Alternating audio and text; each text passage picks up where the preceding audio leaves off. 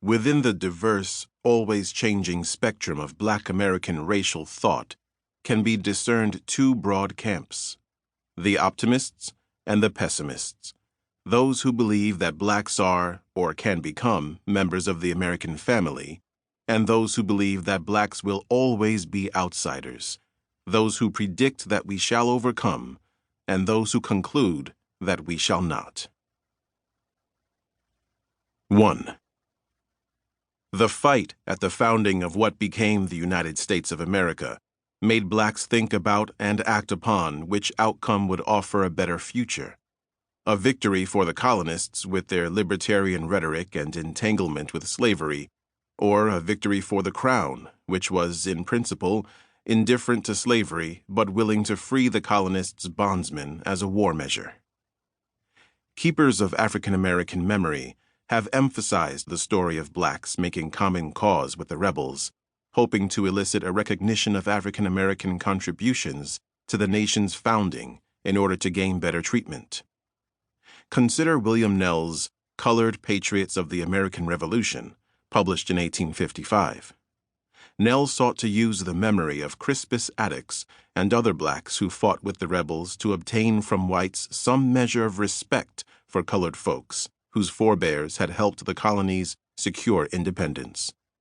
It should therefore come as no surprise that Nell ignored the blacks who fled to and fought for the British. Pessimistic about their prospects in an America ruled by rebellious slaveholders, many slaves deserted their masters, including some of the most eminent of the founding fathers. Slaves fled George Washington and Thomas Jefferson, as well as James Madison and Patrick Henry. The British offered freedom to slaves who took up arms for King George. About 15,000 did so, while about 20,000 fought alongside the colonists. One who joined the British was a New Jerseyan named Titus. When he learned in 1775 of the British proclamation promising freedom in exchange for assistance in quashing the rebellion, Titus headed south to seek liberation. 3 years later, he returned to New Jersey, bearing the name Colonel Ty, and leading a band of fighters who struck fear into the ranks of rebel colonists. We know little about Colonel Ty's motivations. It is certainly plausible, however, that a driving factor was outrage at people like Thomas Jefferson, who championed freedom while simultaneously endorsing legislation to provide slaves as compensation to colonial rebel soldiers.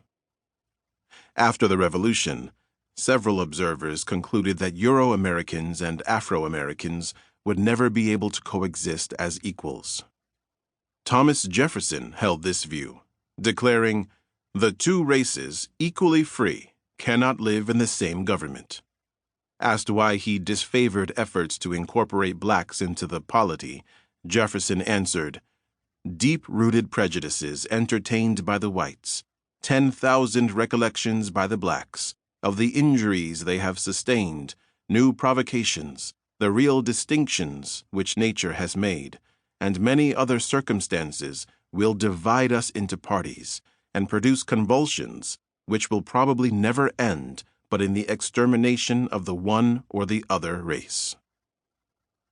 Alexis de Tocqueville's prediction was similarly bleak.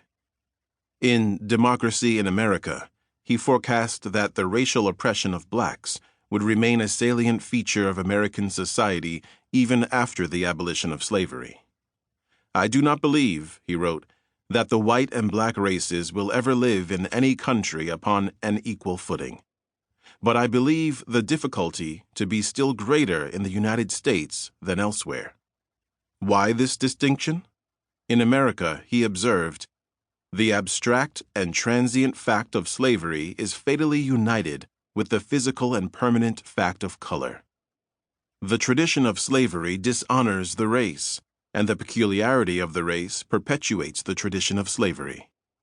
Tocqueville believed that slavery had forever poisoned relations between black and white.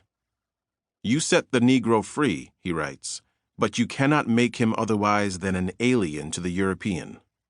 Furthermore, he maintained that the baleful effects of slavery would persist not only in the South, where slavery was most deeply entrenched, and not only in the Northeast, where abolition gradually prevailed in the 3 decades prior to Tocqueville's visit, but also in those areas of the country where slavery had never taken root.